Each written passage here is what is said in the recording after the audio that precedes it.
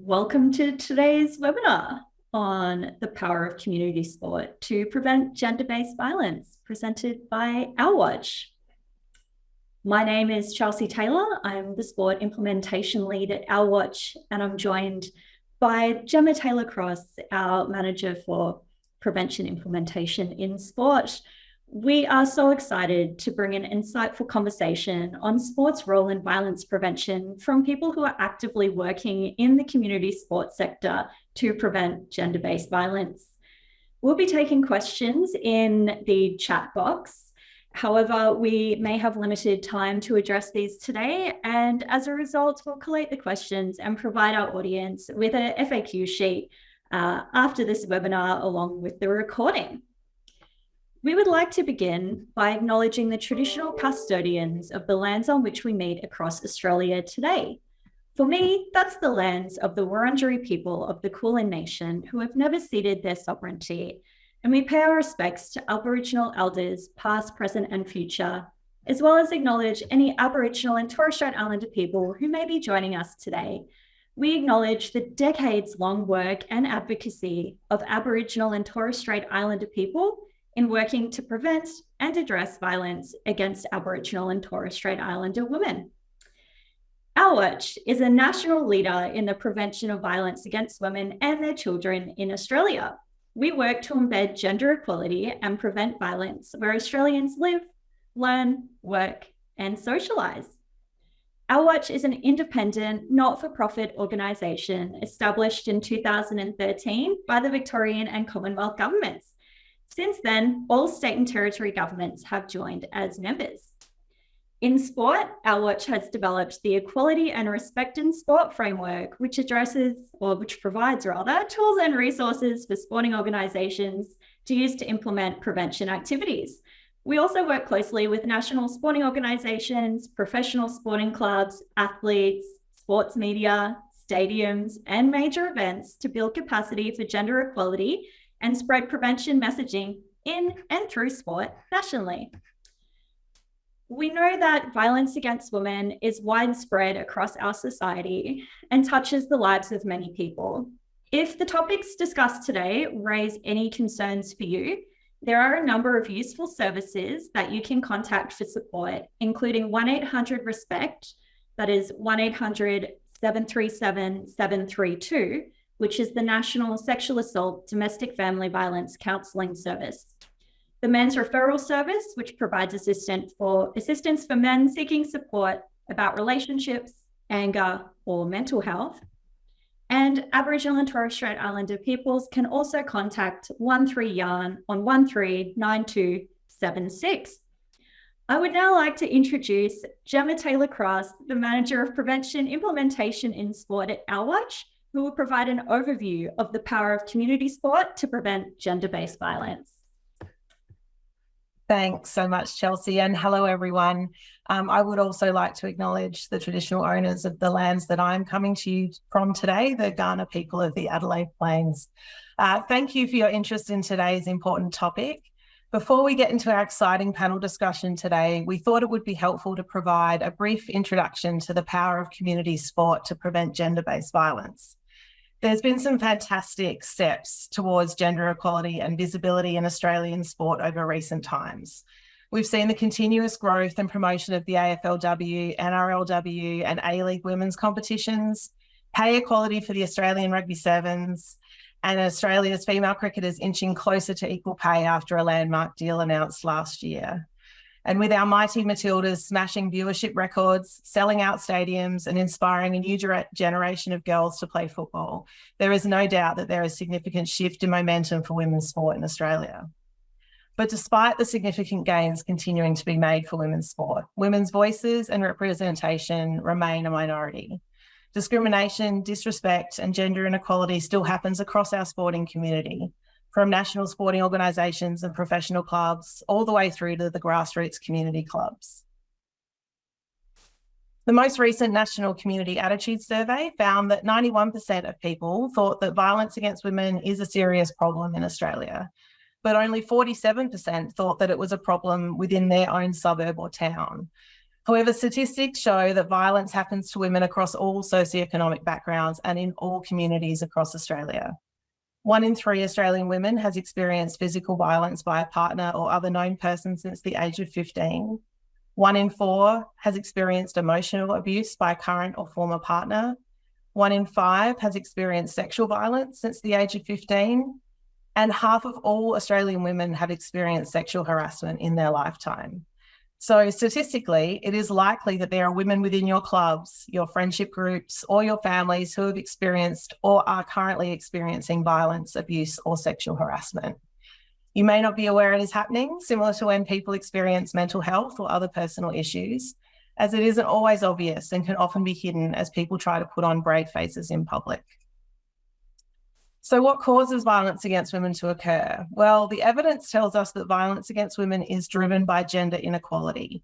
And there are specific ways in which gender inequality manifests that contribute to cultures and environments where violence against women is more likely. These are what we call the gendered drivers of violence against women.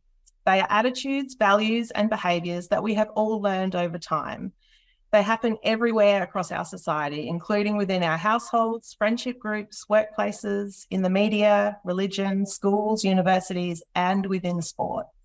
And because they happen everywhere, each and every one of us can impact and influence these drivers. We see examples of these drivers play out across our sporting communities. For example, sporting clubs may contribute to the excusing or condoning of violence against women by failing to take reports of sexual harassment seriously or not having adequate policies and processes to address reports when they are made. Across sport and in many other industries, women are still widely underrepresented in leadership and governance positions. We still hear those rigid gender stereotypes about what it means to be a man or a woman reinforced from the sidelines each week, with some coaches still telling boys to stop kicking like a girl or to man up and stop being soft. In some communities, girls are discouraged from playing at all because it isn't seen as ladylike or out of fear that they might get hurt. And across some clubs, there is still an underlying culture that accepts the locker room as an inner sanctum where men disrespecting and objectifying women as a way of bonding with each other is passed off as a bit of harmless banter.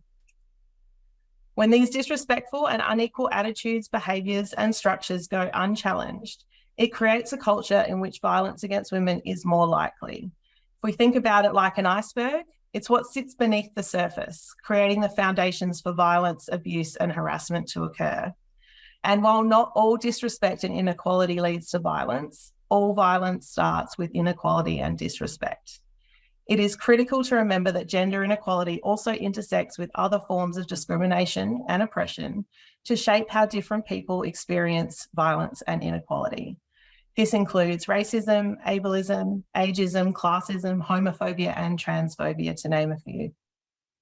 We need to consider and address these many intersecting forms of inequality that women face in order to effectively prevent violence against all women. If gender inequality is at the heart of the problem, it means that gender equality is at the heart of the solution. So why is this an issue for sport? Well, because it's everybody's issue. It will take the whole community for us to change these underlying factors that allow violence against women to occur. Sport is an integral part of Australian culture. It is woven into the fabric of everyday lives of many Australian individuals, families, and communities. Sport has the power to influence attitudes and behaviours, and so it is an important place where real change can be made. Sporting organisations and clubs have an important role to play in promoting gender equality and ultimately preventing violence against women. Every conversation, policy, and action within your club or organisation has the potential to either reinforce or challenge gender inequality and the kinds of attitudes that drive it. Sporting organisations and clubs have an incredible opportunity to influence culture within their community, including with players, parents, volunteers, officials, sponsors, supporters, and other partners. Not only does sport have significant influence, but there's also a growing expectation across our society that all organisations, including sporting organisations and clubs, will be proactive in taking action to achieve gender equality. As a society, we want our sporting clubs to have cultures that are equal, safe, and welcoming for all people. And it isn't just the right thing to do. There is also a strong business case for sporting organisations and clubs to take on this work. For clubs, increasing gender equality and diversity and inclusion more broadly leads to increased attraction and retention of players, both male and female, more members and supporters, increased attraction and retention of volunteers and officials, diverse voices and perspectives around the table, which will enhance the overall club productivity and success in the game, and increased attraction of sponsors and partners seeking to connect with and invest in clubs aligned to their own organisational values. So how can sporting organisations do this work? Well, everyone involved in sport, whether they're a board or committee member, CEO, manager, coach, player, official, parent, volunteer or fan, can play an important role in preventing violence against women. To do this, sporting organisations, clubs and individuals can take actions such as showing leadership by setting a standard of zero tolerance towards all forms of disrespectful attitudes, language and discriminatory behaviour in your sport, providing opportunities and pathways for a diverse range of women and girls to participate at all levels of your sport, promoting women's voices and perspectives equally with men's in your club or organisation, using communications, social media and events to demonstrate your commitment to gender equality, both inside and outside the club or organisation, reviewing how safe, welcoming, equal and inclusive your club or organisation is for women. For example, surveying your members about their experiences, reviewing your policies and club facilities, and developing an action plan to identify opportunities for improvement. Leaders can use their public profile to draw attention to how gender inequality intersects with other forms of inequality. For example, condemning forms of violence experienced by First Nations women or women with disabilities, or calling out the use of homophobic or transphobic language on the sports field or in your club community.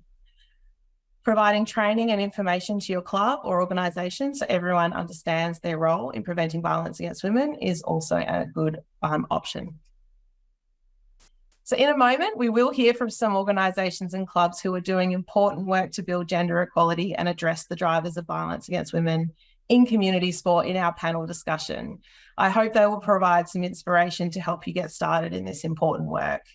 You can also find out more about the power of sport to prevent violence against women, including a range of tools and resources for sporting organisations on the Our Watch Equality and Respect in Sport website, which is www.sport.ourwatch.org.au. I encourage you to consider the role that your organisation and club can play in leading this change, because a sporting club could be the one place that a woman, young woman or girl feels safe, like she could be herself. It might be the one place where she sees healthy relationships between men and women being modelled. It might be where she's encouraged to try new things or take on different roles and just be valued for who she is. And it might be the one place where she chooses to reach out for help.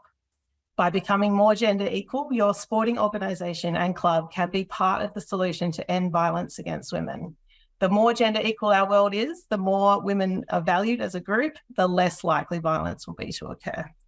I'll now hand back over to Chelsea, who's going to introduce our fantastic panel. Thank you.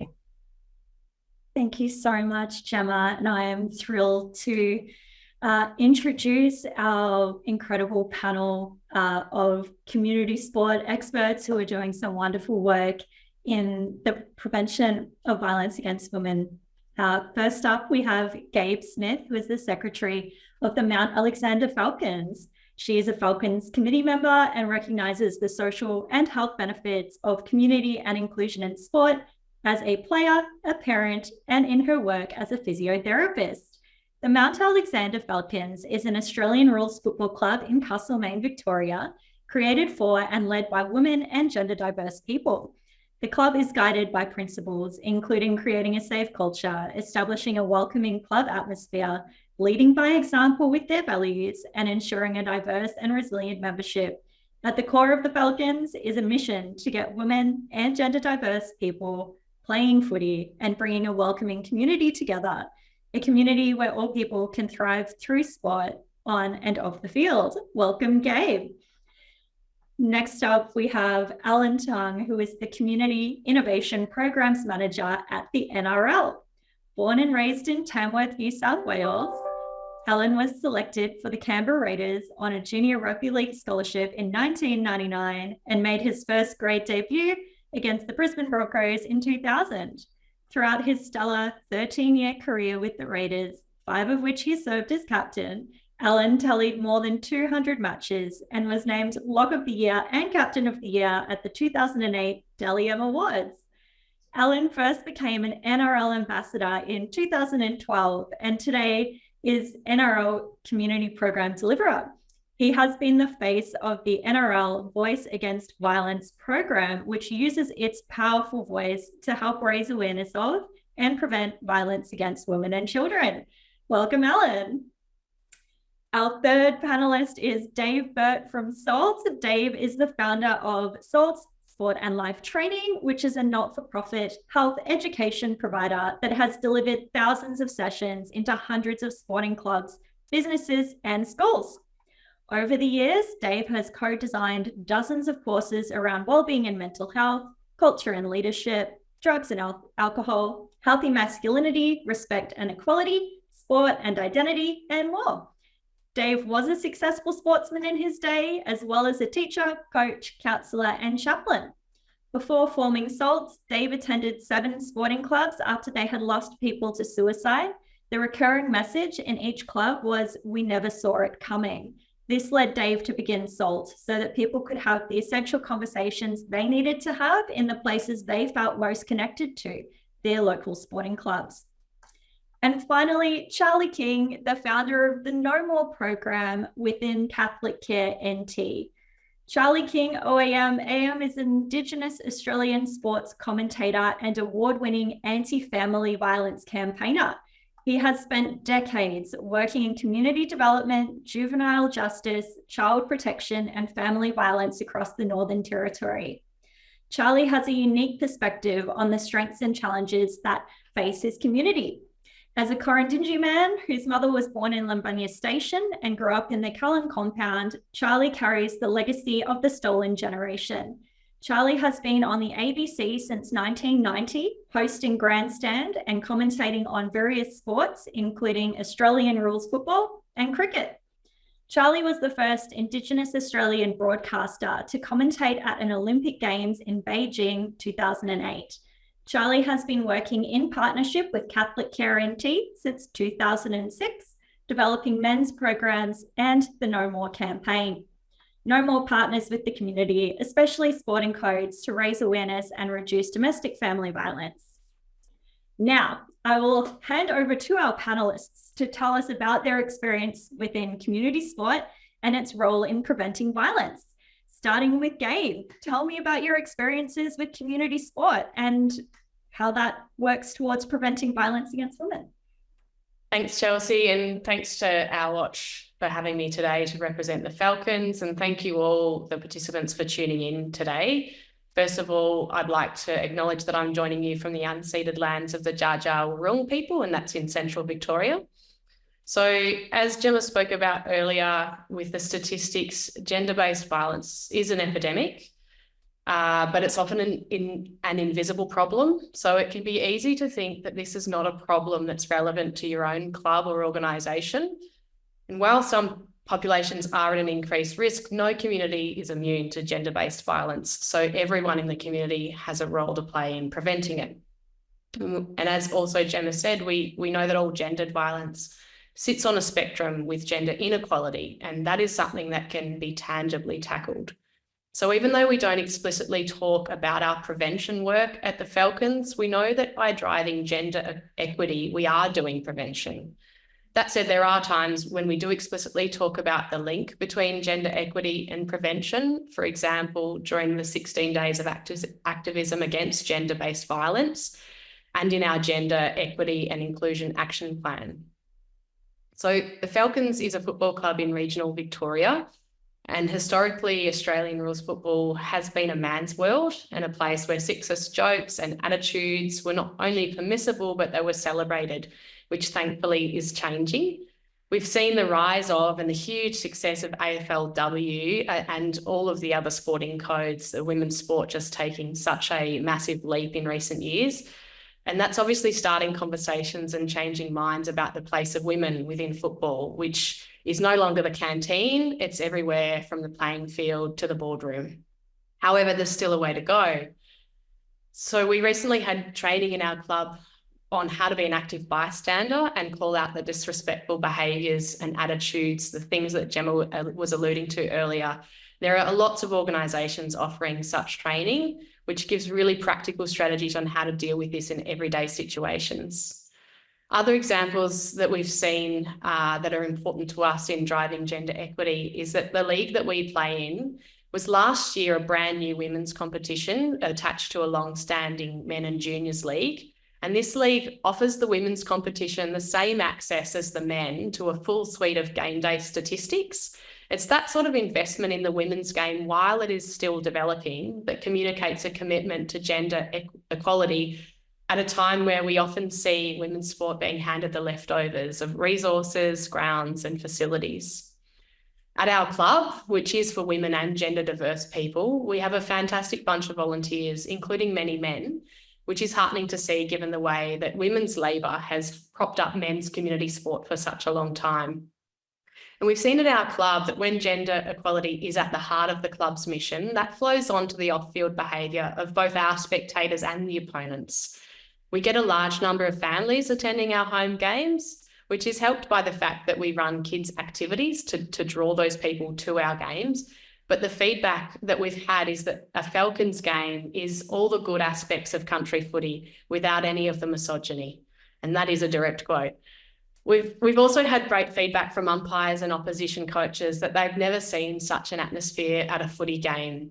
And that's because we've positioned ourselves as a standalone club, unapologetically centering gender equality. We've been able to bring new people to footy, bring back people to the game who have walked away because of the harmful culture in footy. And hopefully we're bringing along with us other clubs who also value gender equality, but are working within established and traditional clubs.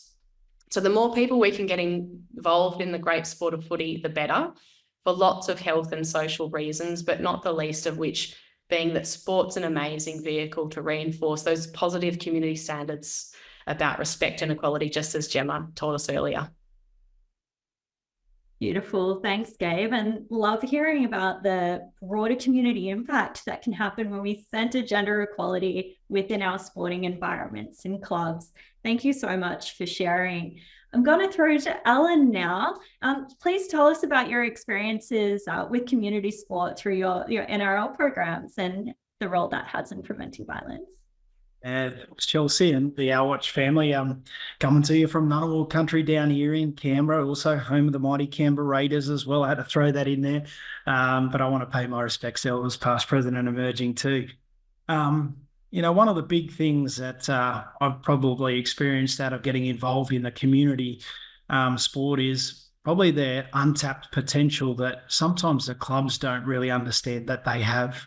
And I'll share a story from when I first got involved in this work. I went out to a community that had been suffering. They had a young lady had lost her life in the community only a couple of weeks before we went out there. And we were holding a workshop in town, trying to get as many people as we could to come along. And we only had one man attend the workshop. And it really didn't sit well with me, and we know the statistics, and perpetrators of violence, 95% of the time are men. And we wanted to look at where we could have this conversation with men. And when we chatted around the community, where was the best place to get in front of men? Well, it's at your local sporting club. You've got 30, 40 of them coming down to training tonight. And these are men of influence, not just in the sporting sphere, but that's in their homes and in their workplaces. People come to watch them on the weekend. And so really trying to educate the clubs about the importance and the role that they have is a big learning curve for us. But we needed to, we really needed to, as a game, look at ourselves first. And so I think our community clubs take a lot of inspiration and learnings from the major codes. And so as a game, we really needed to look hard at ourselves first before we tried to go out and run programs in our community clubs. So it was really looking at ourselves first and making some changes. And have we got it all right? No, we haven't. We still need to continue to do more, and we've committed to doing that. But we really needed to get that right before we went out and asked our community clubs to come on board with us and help develop these programs. And so that's some of the experiences I've learned. And then to put it into a bit of a footy context, I suppose, we have a pre-season and in-season and then an off-season. And the pre-season's obviously a bit of a hard slog. And often this is the hardest bit in our community clubs, is getting that first workshop or getting in there. But once we get through that first little bit, and they're off and running. And so that's been a real big experience and learning curve for me. But once they understand that the role that they have, the world's your oyster with where you can take the messages. Great. Thanks, Ellen, for that introduction, and so many amazing points touched on there as well, from the untapped potential of our sporting environments through to just being willing and able to make mistakes, but learning how to be in the space and that journey that goes on. I'm going to throw to Dave now. What about your experiences in community sport? Yeah, thank you. And I come to you from Wurundjeri land, where I'm grateful to live here, and I pay my respects to elders past, present and future. My experience growing up was I had a fairly dysfunctional family. It wasn't particularly happy. Even school I didn't love, but my local sporting clubs where I played cricket and footy and baseball were places that I longed for. All through the week I just dreamt of going to practice and then playing on the weekends. And that was largely because the people who I played with cared about me. And as I started playing senior sport, the older players took me under their wing. I had a few behavioural problems and they helped. They were well-meaning men. And I listened to what Alan just said a minute ago about that untapped potential. These were good men doing the best that they could. But they didn't really know some of the negative influences that they were having on me, because while they wanted to be good, I think history throughout sporting clubs, as you mentioned, Gabe, had set the tone that this is how men act. And I remember going on a cricket trip at about the age of 16 with a bunch of older cricketers to a country town, and it was an end of season trip, and the idea was just to drink. And I'd hardly had a drink before, and so I started drinking with these older men, and then I just threw up and I was really sick. And they parked me on a toilet and checked in every now and then to see if I was okay. But I remember sitting there and thinking, I'm going to have to learn how to drink, because I knew as a young, and I was an aspirational cricketer, that this was the expectation that was on me. I knew what it meant to have to be a man. And then I grew up and had kids, and they started playing sport. And I had this sense of disquiet that I love so much about sporting clubs. And we all know the wonderful health benefits that they bring to our kids. But I knew too that they were going to go through some sort of similar experience to that I had, and that in their desire to be the best that they could, that some people were going to try and lead them down a different path. And this was just an accepted kind of a blind spot within sporting clubs.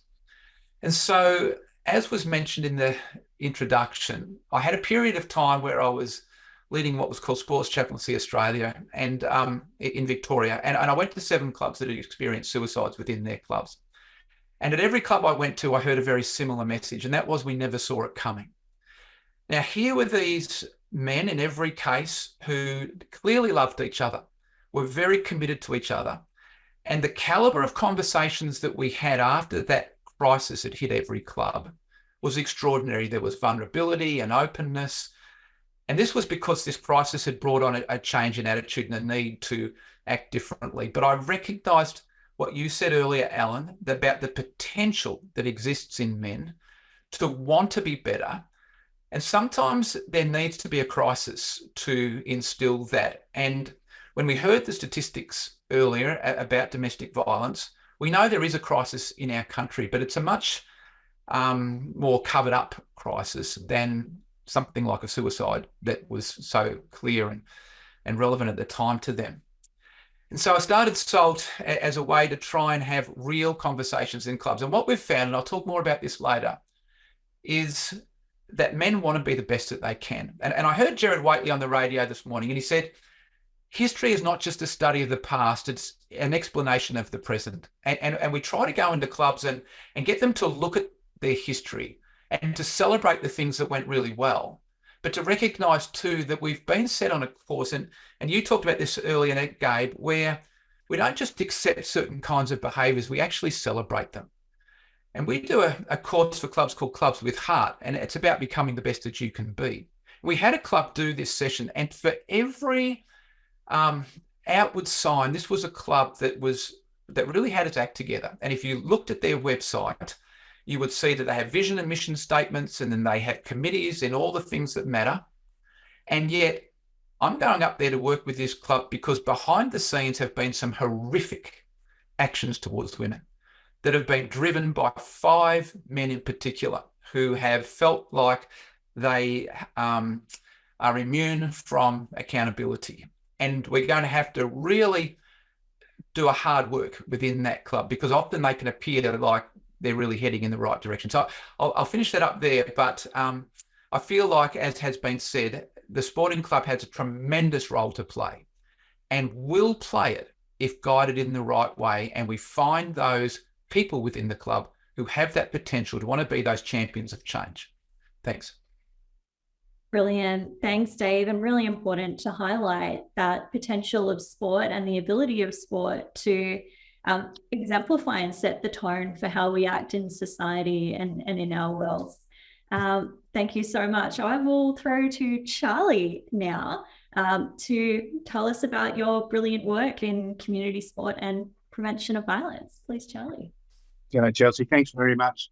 I speak to you from the lands of the Larrakia people here in Darwin. I'm a Gurindji person. That's my tribal connection, and I'm proud of the Gurindji people. Just a little bit of history. I worked with the Aboriginal Community Work Program in 1980 for a number of years. And what was driving that work was about empowering communities, engaging with communities to empower them to deal with the issues that they think were important. And so I got an opportunity to travel around the territory back in 2006 to talk to Indigenous men across the Northern Territory about something completely different, about pornography. Did they understand the classifications? And but I knew when I went out that men did not get involved in conversations around family violence and those sorts of sexual issues that happen in their communities. And I knew that would be something we'd talk about. But because I was at that time broadcasting footy on television around the Northern Territory, the communities knew me when I turned up. So they didn't want to talk about anything except what the footy was, whatever sport was. We'd always have a conversation about that. But that would lead us to having a discussion right at the end of those sessions around domestic violence and why is it that men do it? Why is it that men don't talk about it? And they said an important thing to me. A couple of things are important. One of them was, we are the problem, we are the solution. And I've never forgot that. And I still believe that today, that that's where the solution lies, in those men. And I'll talk a little later on about how we're engaged with some of those men in the prisons here in the Northern Territory to talk about some of those issues. But they were strong men, and they came up with a comment to me that also stuck with me at Yuendumu when I visited there. People might know Yuendumu. It's the land of the Warlpiri people. It's a big community. And we talked about family violence and issues. And an old man got up after I told him at that time that there were 500,000 acts of violence against women happening in Australia. I said 500,000. I wrote it on the board. And I said to them, that means if you're playing football for an hour, 60 more victims of family violence, 60 more victims. And an old man got up and he walked towards me and he shook his finger in front of my eyes and he said, no more, no more. And I knew what no more meant. When I asked for someone that I was looking for that I hadn't seen, I said, where's that old man? They'd say, finish, no more, he's gone. So I knew what they meant with no more, and I told other men about that. I said, those old Warlpiri men said no more to family violence. What do you think? And another old man, Ned Hargraves, he's still alive. He lives at Yuendumu. He said to me, all men should link up. When I was driving back to Alice Springs, I thought two strong statements there: no more, and all men should link up. And the idea came that maybe men should link up at sporting events to show their commitment to stand against family violence. They convinced me that they wanted to do more. They weren't saying they didn't want to do it. They just wanted to know more. But, you know, the tyranny of distance around the Northern Territory makes our work more difficult than it is in any other parts of Australia to get to some of those remote communities where there are high levels of family violence. Is very difficult to do so. And you would need so much more funding to allow you to do that sort of work. But these men were strong, and they carry their message with them, and I've spoke about it many times since then. But the other idea that we came up with after having those discussions with those men was to have something called a DVAP, a Domestic Violence Action Plan. So those plans are written by the communities themselves, by those footy teams themselves, and we actually work with them to implement what they want in those domestic violence action plans. And so what's central to those plans is it's what the community itself wants to do about that particular issue. Not for us to tell them what they should do. It's us saying to them, what is it you want to do, and how do you want to do it, and what help do you need from us? Because if they have ownership of it, they'll probably do a much better job than me going out there and saying, here we are going to fix the problem, because once we drive away, it's all forgotten. So DVAPs, or Domestic Violence Action Plan, are very much at the heart of the work we do. We've used it in many clubs here in the Territory.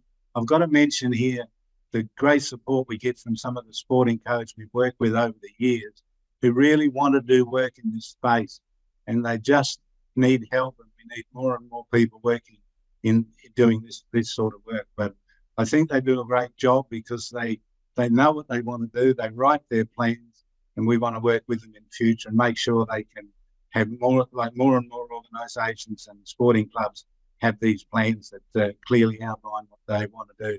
And I meet people like Alan Tangels came up to Darwin. We've sat with him and had chats with him. Now, it's always been good to talk to you and see the great work you're doing. But Dave, listening to you, inspired by what you're talking about. Gabe, you as well, gives us hope that there are lots of great people in Australia doing good work, and we need to do more of it. Look, I'm going to leave it there, but I just want to say this at the end, that I just did a little Google this morning and said, how many people in Australia are involved in sport? 13 million adults and 3 million children. So that's 16 million people involved in sport. Imagine if we can move all of those to be doing more in sport to stop violence, what a difference it would make. That's the challenge in front of us. Of course, we don't have those figures in Darwin, but they're the figures we're faced with. So, Chelsea, I'll leave it there and we'll talk a bit more later on.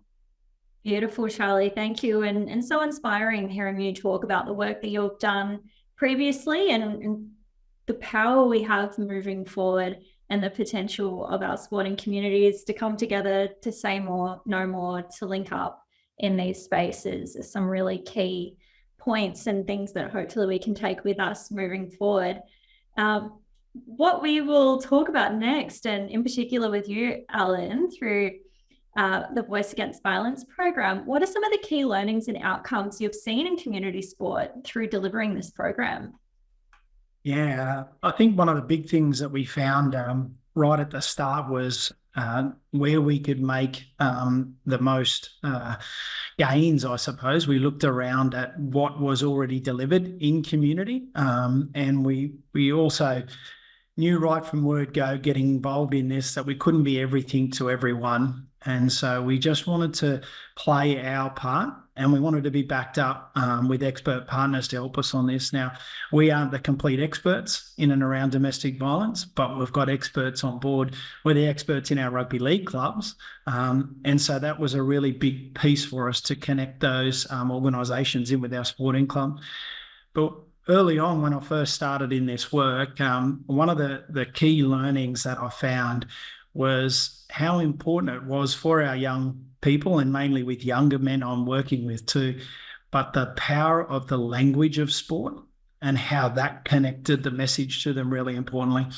So I had seen some other organisations go in, and I would observe some others going down to footy training to bring in a domestic violence program. And then all of a sudden there was a death by PowerPoint, and they knew it was coming back the following year, and you wouldn't have too many people coming along to the workshop. And so we really needed to change the way that we interacted and delivered the message. And so that was a real key learning for me to be able to do that. Meeting them at a local training night, going to their venue in a place where they feel comfortable, even though we might be having an uncomfortable conversation, was a real key learning for me.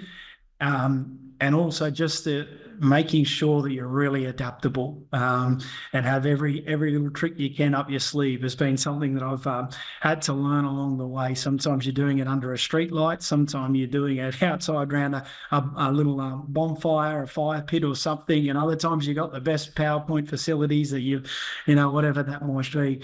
But using that common language of sport to be able to connect with our audience has been really such an important way to do it. In fact, that we deliver half of our workshop out on the rugby league field doing rugby league activities and drills that stay behind with the club and reinforce the message.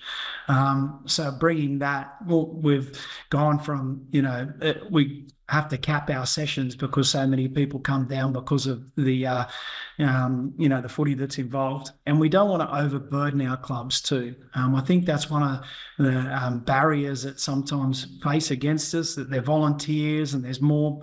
We don't want to do that. We come in with a really clear and simple message.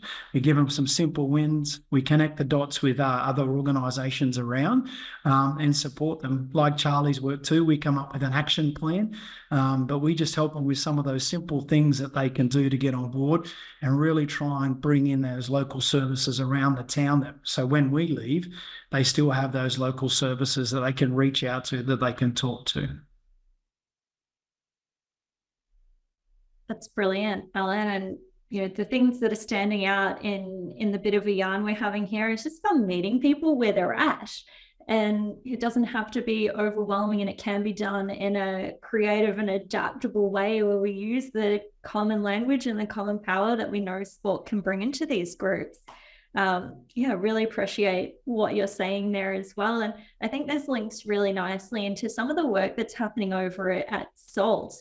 In the grassroots space as well. And Dave, I'm particularly interested in some of the key outcomes you see with your community clubs, in particular through your Healthy Masculinities programs and those types of activities. Are you able to talk to us a bit more about those outcomes? Yeah, look, I'm feeling really privileged just listening to what the other speakers are saying and to pick up on, what Alan said and what you just reiterated there about not overburdening in the context of their situation. When we go in and speak to them, I guess similar to you, Alan, we know that their two favourite subjects. Their two favourite subjects are themselves and their sport. And if we can intertwine a conversation around something that they're already passionate about and then find the links, then we're working in a direction where people are pulling in the same direction. I've seen a massive change in the past 10 years. When we started SALT 10 years ago, I don't think there was very much awareness at all around the greater impact that sporting clubs can have on some of the issues that we face as a society. It was very much about turning up and playing sport and having an escape almost from some of the expectations that society was putting upon people. But that's changed, and it hasn't changed consistently. We have some clubs that are really aware of their greater purpose and some that are, head in the sand. We know that, so it's not a consistent swing. But I wrote down a couple of things that I have seen change over the past 10 years. First one is I think we've seen a movement towards clubs seeing their bigger picture. And I think, particularly coming out of COVID and seeing the impact on kids, we've got kids today with a whole range of issues with anxiety and eating disorders and self-harming and a whole range of things. And a worried generation of parents that this time invested into sport can now be something that can build within them resilience and good coping strategies and good worldviews. And they're more aware of that than they've ever been. I think we've seen a movement away from the tough guy image. We still have them, But sometimes we'll find a great big guy in a club and he's got tattoos up the side of his head, and yet there's a softness to him that he's now willing to reveal, and an awareness due to, I think, good education programs, that if you're inside the man box, and we all know that phrase, that every single outcome for you is negative, you're overrepresented in traffic accidents and imprisonment, et cetera, and that is a bad outcome for everybody else. So there's not that real need now to be just in that group. We've seen a movement towards men in particular being willing to discuss real issues. And women have always been willing to do that. And if we can go into a club, the more women there are in that club, typically the better the conversation is. And who are the leaders when it comes to the open conversation and the sharing and the vulnerability? It is normally the women who step up and lead in that way. In the clubs that we work in now, they are beginning to realise that the more women you have in your club, the better that environment is going to be for everybody. That didn't used to be the sense. And we still know if we go into a club and it's 100% men and there's not a woman to be found, that something probably is precluding them from coming. I think there's an almost healthy awareness or cynicism around some of the negative attitudes that an older generation is trying to cling on to. And we still hear the old guard saying, we used to drink till midnight and we drive home and those were the good old days. And today there's not that propensity for the younger generation to go, yeah, we want to be like you, because they've seen that the outcomes haven't been all that positive. There is a movement towards active listening, but we have to teach people what active listening is, and not to have your position fully formed, but to listen and put yourself in the position of other people. We're getting better at that. There is a movement towards a better understanding of just how much influence you have as a sports person, because we put sports people on a pedestal, and we don't put scientists and others on a pedestal, but we do if you're good at sport. And you might not deserve it, but you're going to have influence. So how are you going to use that? There is a greater freedom today, I think, for the alternative thinker to speak up, to be that champion in the room, to be that person who will be the first one to develop conviction and nod and speak and inspire others to do the same. And I think there's a gradual overcoming of fear, the fear that if we move in this direction, we're going to lose something, and a greater understanding that we're going to gain something, even though it's a little bit confronting to begin with. And lastly, there's an understanding developing of what it means to be a true ally. And that's not to just give lip service, but to actually speak up in those difficult moments when something's happening that violates your sense of what's right, your values, etc. So they're probably the main movements that I've seen in the past 10 years. Yeah, brilliant. Thank you, Dave. And great to hear of some of the changes and knowing we've still got a way to go, but we have made some great steps forward. And my next question is going to Charlie, and really keen to understand what some of the ways community sport can utilize culturally safe approaches to preventing violence against women in sport. Well, I think what's important is you've got to have that willingness to engage, to empower. I think that's really central to it, that the ownership for the problem has got to be there. They'll come up with a solution for, not solutions that we think will work, as I talked about before. I think that's really important. But I want to say, Chelsea, if you don't mind, that some of those big events that happen, like, Sorry Day, for instance, I think that's an opportunity. So that happens on the 26th of May, it's Sorry Day, that in that Sorry Day, there should be a component around raising awareness about violence that happens to Indigenous women. I think there's an opportunity to do it at those sorts of events that happen. And even the anniversary of the apology, which is on the 13th of February, coming up next week. I was looking through some of the events that are happening, but there's nothing in there that says anything about the violence against women. I think there's opportunity through NAIDOC Week and all those things to actually drive home this message, because Aboriginal women are many times, and I don't want to trot out, and you'll know what the stat is, but a much higher, time to finish up in hospital than what non-Indigenous women are. I think it's about 34% more likely that they'll finish up in hospital. But so those are the areas I think that we need to be talking about. But just a couple of other things I want to say, and this is very much particularly out bush with Aboriginal people.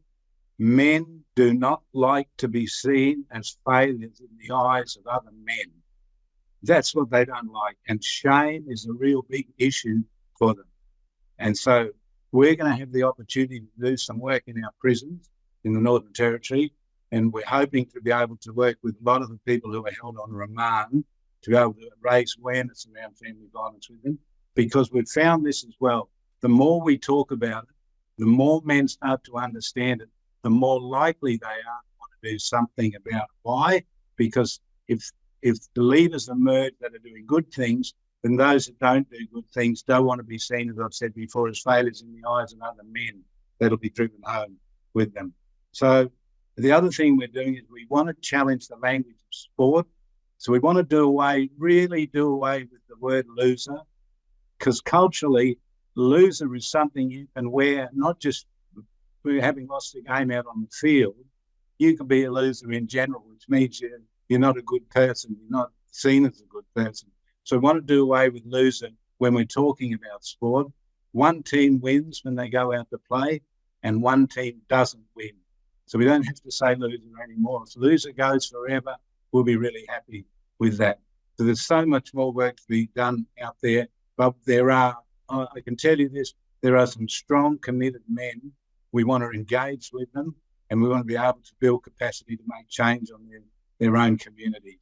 And I think the brand is the other thing, that if you're playing for the Lightning, for instance, and you do something out on the field that gets you reported, you damage the brand. That's the message we say to them. You're damaging the brand of your club and your team. So men don't want to do that. And we actually present, this would be something people who are viewing this might be interested in doing, but coming up with the Spirit of the Game awards. So we have a medal that gets presented for a player who plays in the spirit of the game, not necessarily the best player, but the player who plays in the spirit, protects the brand of the football itself or whatever the sport is, but plays in the spirit of them. Those medals seen really as something to win, and people wear them with pride, so we keep pushing that message.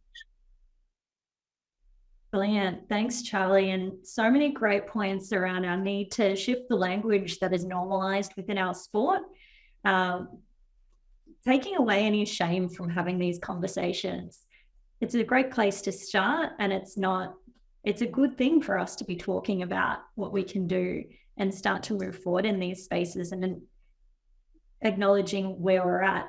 And protecting the brand that our sport has. We want to live by our values in our sport. We go out there and we work hard for our team and our teammates. So bringing in that suggestion that by doing something that is not respectful is actually having a damaging effect on that team camaraderie and that brand that we go out and represent every weekend. Absolutely love that. Thank you very much.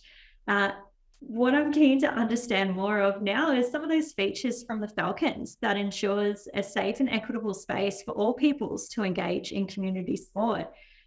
Love to hear your insights and experience there, Gabe. Thanks.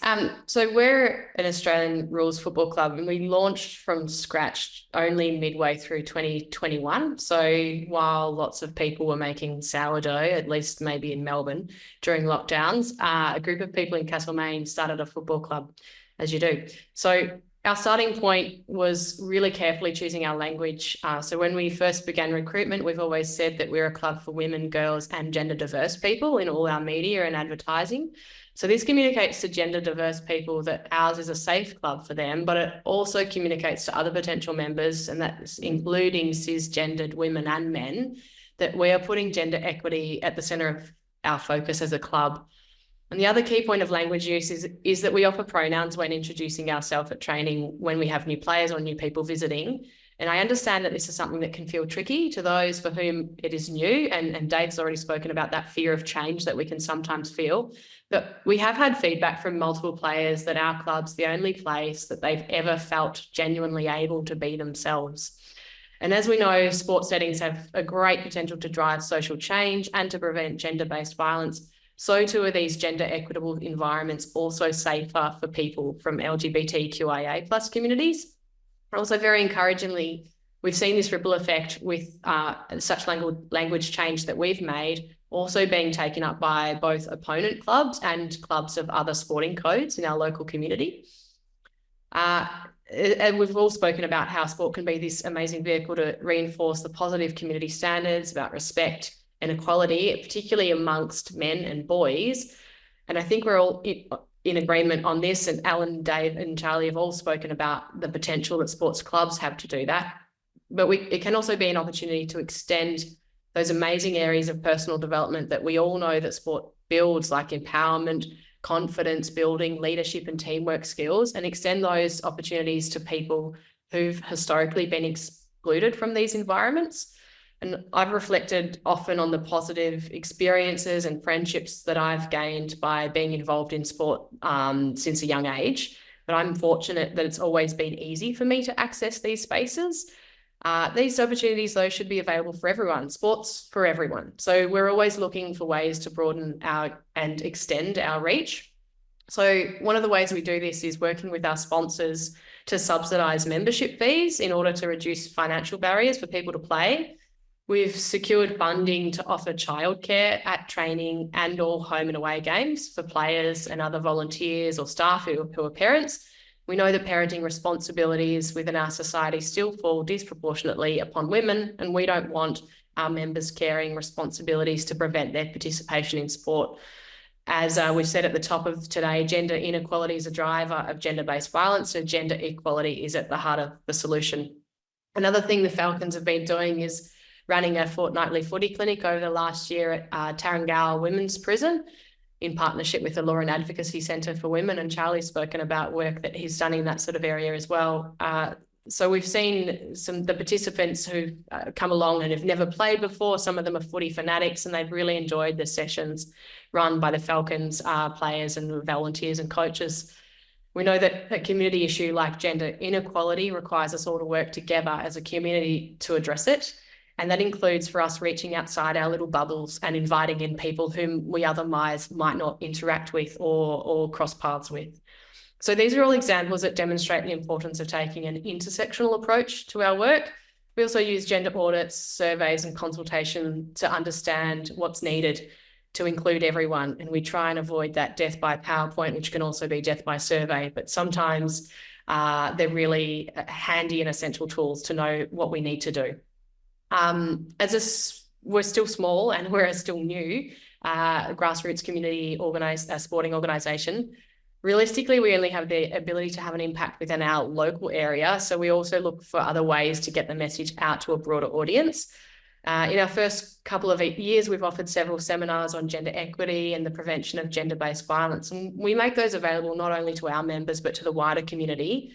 And then on a more national and international stage, we're really lucky to have some talented creatives at our club, which is taking our message a lot further. So Mitch Navalis, who's one of our players and also a photographer and filmmaker, has made a feature-length documentary on our club following our first year and our battle to get into a league so that we could actually play.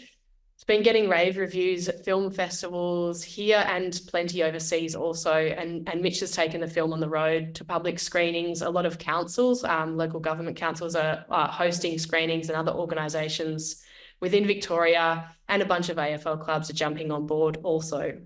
So this is getting the message out in two directions. It's communicating the importance of gender equality and the power of inclusion in sport through this lens of football, but it's also recruiting plenty of new footy fans. So many of whom who've never had an interest in football, largely because of the sexism and the gendered violence that has been associated with the sport. So to see the film changing minds on both sides has been pretty fantastic to see.